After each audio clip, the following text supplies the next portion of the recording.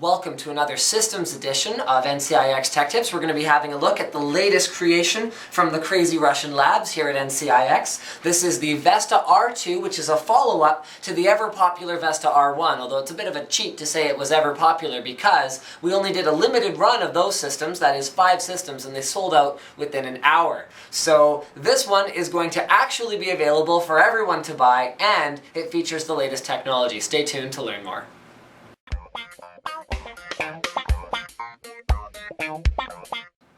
Here at NCIX, our gaming machines, they start with the specs. So the look is great and the features are awesome, but we understand that when you're playing the latest games, what you actually need is better hardware rather than gimmicks and features that you're not necessarily going to use. So we've gone with a Corsair Obsidian 650D case. What that means is we've got good airflow, a good overall look, but at a reasonable budget. So we're not going overboard on spending too much on a case. We also start pretty much every gaming system around a graphics card. So we've gone with the Radeon 7970. This is AMD's fastest GPU to date.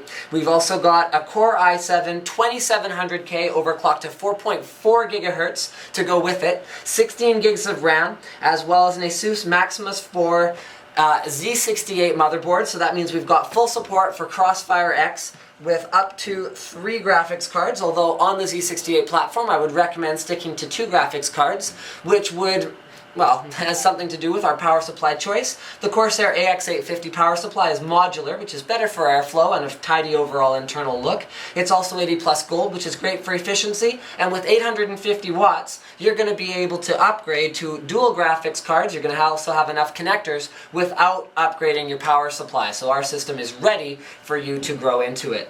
Cooling wise, we've got an H100 CPU liquid cooler on the 2700K, which is keeping it well within reasonable temperatures at our 4.4 gigahertz overclock. It seems to be at the medium fan setting, so that's room for you to turn it up if you want to run even cooler than before. We've got our standard DVD optical drive, and then we've got a 120 gig Corsair Force GT SSD, as well as a 2 terabyte storage drive. And we are not using them in caching mode. We are using the 120 as a boot drive, and then the 2 terabyte drive for mass storage.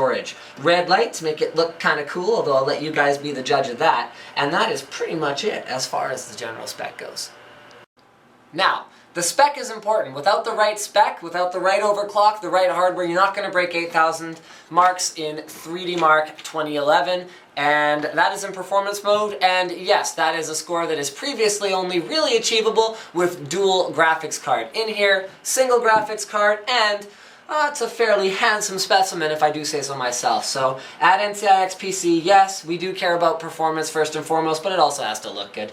So what that means is we have tightly managed cables with zip ties to keep them in place, whether you're picking your system up or whether you're shipping it. We also have what I believe is a very attractive color scheme with 2 12-inch or 30 centimeter if you prefer, LED strips in the bottom as well as the top, and then those top fans that I showed you on the inside, the non-LED ones, we have LED ones on the other side of the H100. So yes, it is using push-pull in order to get better cooling as well as a more attractive look. Now if you haven't seen a 650D before, it's worth having a look at a couple things. You've got a nice big side panel window to see your inner guts in all their glory, right? Guts and glory, right? Okay. Anyway, you've got 2 latches on either side of the case, making it very easy to remove the side panels if you want to perform any DIY upgrades, whether you're adding another graphics card, another hard drive for more storage, or what have you. And then let's go ahead and have a look at the front of the case, where you can see that we've got a beautiful brushed aluminum finish. Corsair really does a great job of clean, elegant lines. We've also got front USB 3, front USB 2, front audio, and front FireWire. And up at the top of the case here, there's a hot swap bay for a 3.5 or a 2.5 inch drive, whatever you prefer to throw.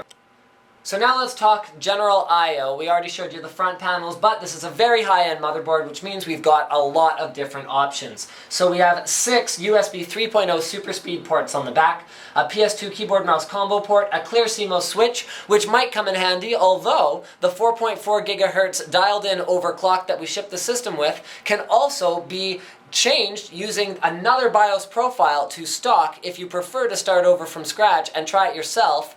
but you can hold on to that 4.4 gigahertz setting and use it later if you find out that overclocking manually is not for you. So you have that option. We've also got optical audio out, dual eSATA ports, dual gigabit LAN ports powered by Intel, as well as ROG Connect down here. So ROG Connect allows you to connect this system to another system like a laptop and use that to control settings. We've got 7.1 audio as well as the I/O we find on the back of our video card. So you can clearly see multiple monitors out will not be an issue with DVI, HDMI, as well as dual mini display port. Now, when we go up here, oh yeah, this is another cool thing.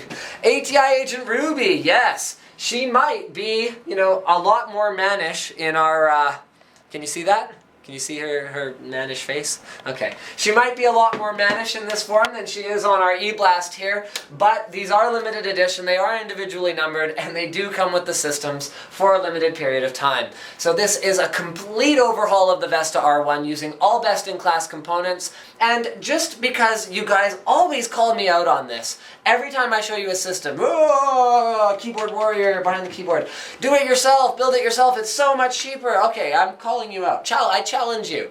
Build it for so much cheaper using these parts. It's not that easy. And if you go and look at one of our competitors, in this case I'm going to take a nameless competitor, and I'm going to go ahead, I'm going to use their builder to configure an identical system, or let's say near identical, because there are a couple of key differences.